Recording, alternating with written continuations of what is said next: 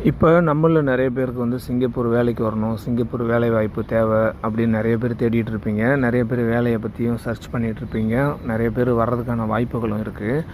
So அந்த மாதிரி வர்றதுக்கு முன்னாடி நம்ம என்ன நினைப்போம்னா, சிங்கப்பூர் வந்தால் எப்படி இருக்கும், இந்த வாழ்க்கை எப்படி இருக்கும், சாப்பாடுலாம் எப்படி இருக்கும், தங்குற இடம் எப்படி இருக்கும், எல்லாத்தையும் கற்பனையிலே வச்சுருப்போம்.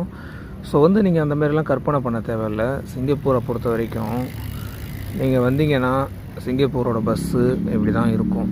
ஓகே, இந்த சாலைகள், இந்த இடங்கள் எல்லாம் இப்படி தான் இருக்கும். இந்த மக்கள் இப்படி தான் இருப்பாங்க. ஸோ நீங்கள் தங்குற இடம்னு பார்த்தீங்கன்னா இந்த மாதிரியான வீடுகள், அடுக்குமாடி குடியிருப்பு வீடுகளில் தான் வந்து நீங்கள் தங்குற மாதிரி இருக்கும். ஓகேவா?